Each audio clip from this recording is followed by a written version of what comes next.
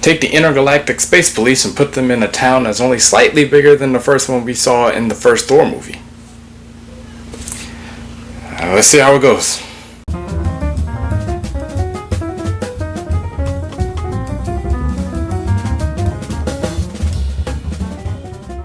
Now, despite that very sarcastic opening, I don't have too many negative things to say about this pilot episode. So this is HBO Max's Lanterns, the DC character Green Lantern. The general synopsis of this show, really, but basically the first episode, is that Jon Stewart is training to become a Green Lantern. I guess there's some kind of like military to Green Lantern school program type deal that he's been specially selected for. And he's training to aid, but the tone is kind of like replace Hal Jordan. Because Hal is decidedly problematic. At least that's how he's being portrayed in this show. And that's probably the first thing I want to talk about. Is this New 52 Hal Jordan? This Hal kind of plays like that Hal. Like, I could see the Hal Jordan from the New 52 growing up to be this dude. Because this dude is just bitter and he's grumpy. It makes it kind of hard for me to root for him because I don't like characters like that. That's just never been me. The show itself, all intents and purposes, it was a good pilot. You know, it didn't blow me away or anything like that. I'm looking at how they are using the lantern ring and things like that. I don't know if these are budgetary restraints. It's kind of coming across as budgetary restraints because there's not a whole lot of lantern action going on. Now, granted, it is the first episode, so there is that. But it does feel like this is all an attempt to keep the budget low, so we put them in this enclosed space and we have a bunch of like small scale problems that you really don't need the ring to deal with. Even at the beginning of the episode, Jon has to use the ring to save himself from a situation, which happens off screen, you know? And maybe that's just to keep the powers like mysterious for now. There's this mystery going on in the city. Hal Jordan seems to think that we have been invaded. Hal is trying to prove it. And that's really the crux of your first episode, is Hal trying to make some headway on his investigation, his fear that aliens have invaded the planet. And he goes about it in a very clever way. And it creates tension between him and the local sheriff and their whole situation. Clearly, Hal Jordan is a problematic individual. He gets in the way. He makes life difficult for a lot of people.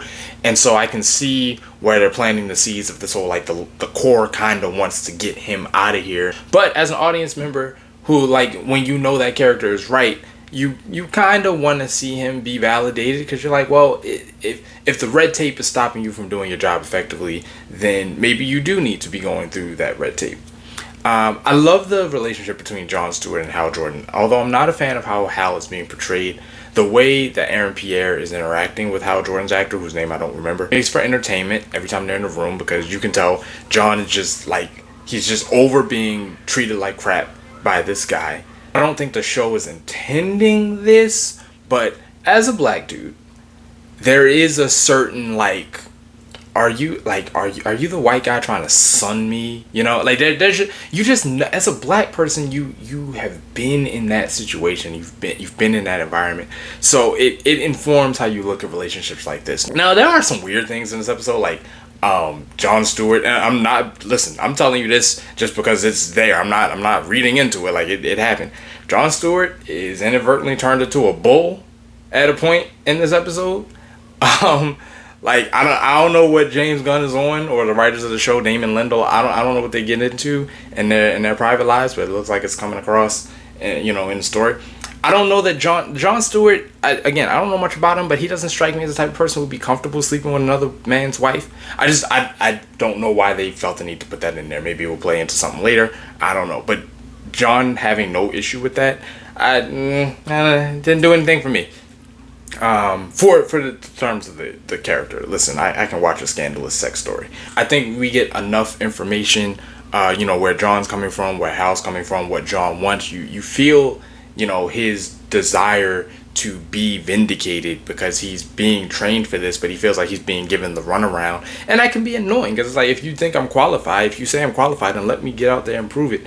And he's stuck between kind of wanting to honor Hal and kind of seeing Hal for who the guy is. I mean, there are glimpses of who he was, But you just get the feeling he's not that guy anymore.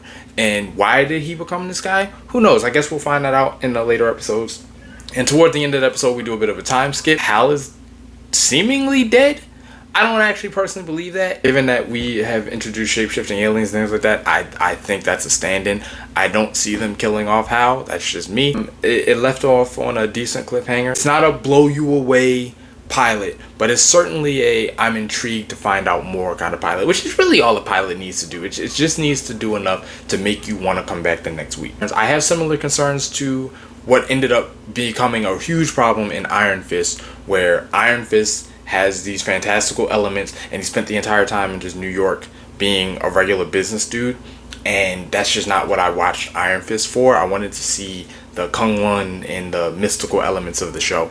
I hope Lanterns doesn't keep us away from the more fantastical elements of the Lantern lore for too long. TV has its own restraints. They have to work with what they have. I understand that. If it gets too bad, somewhere down the line, we'll talk about whether or not a show like Green Lantern can work on television in live action form.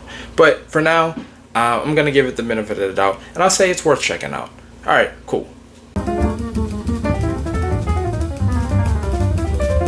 And bright as day, and black as night, no evil shall escape my sight. But those who worship evil's might, beware my power. Green Lantern's light. Exhibit 475 as to how corny I am.